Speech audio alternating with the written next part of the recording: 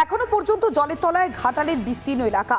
তাই সে সমস্ত দুর্যোগে যে সমস্ত মানুষজন বিপদের মধ্যে রয়েছে তাদের পাশে দাঁড়াতে এদিন ঘাটালে যান বিরোধী দলনেতা শুভেন্দু অধিকারী। ঘুরে দেখেন বিস্তীর্ণ এলাকা, কথা বলেন দুর্গতদের সঙ্গে, তাদের হাতে তুলে দিয়েছেন ত্রাণ সামগ্রী। ঘাটাল মাস্টার প্ল্যান ইস্যুতে রাজ্য সরকারকে রীতিমতো তুলোধনা করেছেন বিরোধী দলনেতা এবং একই সঙ্গে সাংসদ দেবকেও কড়া ভাষায় নিশানা করেছেন রাজ্যের বিরোধী দলনেতা। এসেছিলেন কেন রবিবার, যেহেতু তার শুটিং নেই, কালকে ঘাটালে উনি শুটিং করতে এসেছিলেন, বন্যা দেখতে আসেননি। তিনি কালকে বলেছিলেন ল্যান্ড অ্যাকুইজিশন শুরু হবে নভেম্বর ডিসেম্বর মাসে। ঘাটাল মাস্টার প্ল্যানের ঘ পর্যন্ত নেই, তার কারণ হচ্ছে ল্যান্ড অ্যাকুইজিশন হয়নি। গতকাল এই কথাটা সাংসদ বলেছে যে ল্যান্ড অ্যাকুইজিশন হবে নভেম্বর থেকে ডিসেম্বর। কে জমি দেবে? এই দেউলিয়া আর ভিখারি পশ্চিমবঙ্গ সরকারকে কে জমি দেবে? সম্পূর্ণ প্রতারণা করা। বিজেপি সরকার হবে 26-এ এবং বিজেপি ঘাটাল মাস্টার প্ল্যান করবে। শুধুমাত্র ঘাটাল নয়, এখনো পর্যন্ত জলমগ্ন দক্ষিণবঙ্গের একাধিক এলাকা। কোথাও জলের স্রোতে ভেসে গিয়েছে আস্ত একটা বাড়ি, কোথাও বা সরকারি সহযোগিতা ত্রাণ না পেয়ে ক্ষোভ উগরে দিচ্ছেন স্থানীয় বাসিন্দারা। দেবরা থেকে দাসপুর, পাঁশকুড়া দিকে দিকে ধরা পড়ল জল যন্ত্রণার সেই ভয়াবহ ছবি।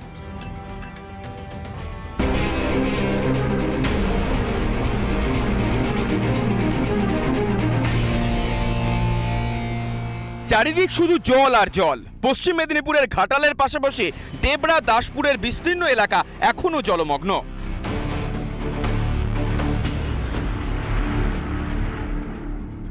দেবরায় ভরতপুরের বীরসিংপুরে নদীবাঁধ ভেঙে প্লাবিত 5টি গ্রাম, জলের স্রোতে ভেসে যায় আস্ত একটা বাড়ি। বস্তা চাইতে গেছি, বস্তাও দেয়নি। লোকটা এসছে, ভিডিও করছে, ভিডিও ছাড়ছে, সব পালিয়ে যাচ্ছে, কেউ আসেনি। এবারে কম লোকের জন্য আমাদের এই অবস্থা হয়েছে। বাড়ি ভেঙে গেছে, বাড়ি ভেঙে চলে গেছে, আমরা এখন বাঁধে পড়ে আছি। বহু মানুষ ঘর ছাড়া, তবুও প্রশাসনের কোনো সহযোগিতা নেই বলে অভিযোগ গ্রামবাসীদের। প্রতিবাদে বীরসিংপুরে পোস্টার টাঙিয়ে বিক্ষোভ দেখান ভুক্তভোগীরা। আমাদের এখানে হানা বাংশে বাহাদুরপুরে ত্রাণ শিবির হচ্ছে, তো বাহাদুরপুর থেকে খাবার এখানে কেন আসবে? আমাদের এখানে হানা বাংশে, তো এখানে তো খাওয়ার দাওয়ার ব্যবস্থা হবে। বীরসিংপুর গ্রামে কোনো পরিষেবা পাচ্ছেন লোকেরা। দাসপুরেও দেখা গেল একই ছবি, গোটা এলাকা বিদ্যুৎ বিচ্ছিন্ন, নেই পানীয় জল। প্রতিবাদে ঘাটাল মেদিনীপুর রাজ্য সড়ক অবরোধ করে বিক্ষোভে সামিল এলাকার মানুষজনেরা। সমস্যার সমাধান কিছু বের হয়নি, এই তো এখন বহুদূর পর্যন্ত লাইন চলে গেছে, এপাশ আর ওপাশ, এখনো সমস্যার সমাধান কিছু সূত্র বের হয়নি। তো আর জনগণ বলছে লাইন আসুক, তারপর অবরোধ তুলবো, আর প্রশাসন বলছে আগে অবরোধ তুলো, লাইন। পাঁশকুড়ার বিভিন্ন এলাকায় এখনো জলবন্দী হাজার হাজার মানুষ। কাঁসাইয়ের জলে চারিদিক জলে জল। বিরোধী দলনেতার তরফে এই এলাকার বানভাসীদের জন্য পাঠানো হচ্ছে ত্রাণ, রান্না করা খাবার। আজ 4-5 দিন সাহায্য কিছু পাচ্ছেন না, সাহায্য কিছু আজকেই পেলাম আর কালকে, আর আজকে বিজেপি থেকে।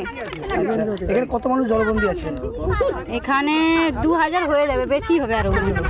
দেখতে পাচ্ছেন কিভাবে মানুষ বিপদের মধ্যে আছে, তাদের ন্যূনতম খাওয়ার জল এবং দুপুরে দুমুঠো খাওয়ার পৌঁছানোর মতো রাজ্য সরকারের টাইম নেই, সময়ও নেই।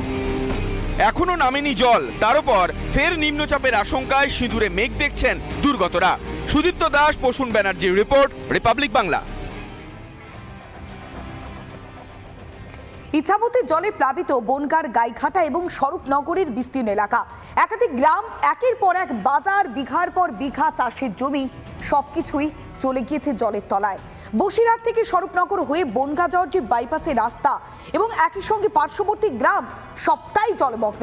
ফসল ক্ষয়ক্ষতিতে কপালে চিন্তার ভাঁজ চাষি এবং ব্যবসায়ীদের।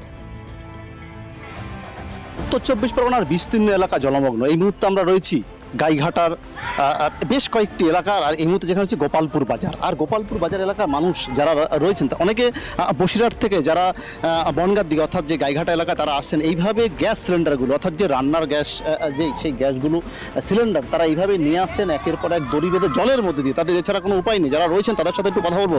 দাদা, এইভাবে গ্যাস সিলিন্ডারগুলো জলের মধ্যে দিয়ে নিয়ে আসছেন?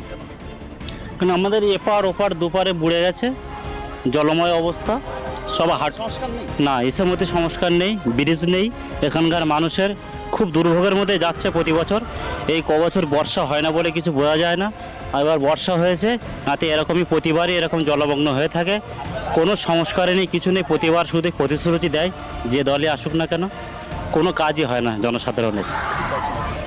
আমরা চাচ্ছি নদী সংস্কার হোক, দুই সাইডে যদি এইভাবে বাঁধ না বাড়ে তাহলে প্রতি বছর আমাদের এইভাবে ঘুরতে হবে। যেভাবে জল বাড়ছে সেখানে দাঁড়িয়ে এইভাবে গ্যাস সিলিন্ডারগুলো, কারণ কোনোভাবে গাড়ি নিয়ে যাওয়ার মতো কোনো পরিস্থিতি নেই, কার্যত জলের মধ্যে দিয়ে এইভাবে দড়ি দিয়ে বেঁধে প্রত্যেকটি সিলিন্ডার এইভাবেই নিয়ে যাচ্ছেন, একে অপরের বাড়িতে পৌঁছে দিচ্ছেন এবং এই গ্যাস সিলিন্ডার বাড়িতে পৌঁছানোর পর তারপরেই বাড়িগুলোতে রান্না হবে, তাদের খাবার হবে। প্রশ্ন একটা, এই জল কবে নামবে, এই জল কবে থামবে? স্বাভাবিকভাবেই দেখানোর চেষ্টা করব যারা রোগী যারা রয়েছেন তাদেরকে এইভাবে নিয়ে যেতে হয় ভ্যানে করে, এছাড়া অন্য কোনো রাস্তা নেই। যারা পারাপার হচ্ছেন ঠিক এইভাবেই তাদেরকে পারাপার হতে হয় বেশ কয়েক কিলোমিটার যে রাস্তা রয়েছেন ঠিক এই জায়গাটা। অর্থাৎ এই জায়গাটা দেখে অনেকের হয়তো মনে হতে পারে যে আমি যেখানে রয়েছি এটা কোনো খাল নালা বা কোনো নদী, ঠিক অর্থাৎ এটা কোনো সেই জায়গা নয়। আমি রয়েছি পুরোপুরিভাবে রাস্তার মধ্যে, একটা বাজারের মধ্যে। পরিস্থিতি এটা প্রত্যেক বছরের নেই, এটা হয়ে থাকে।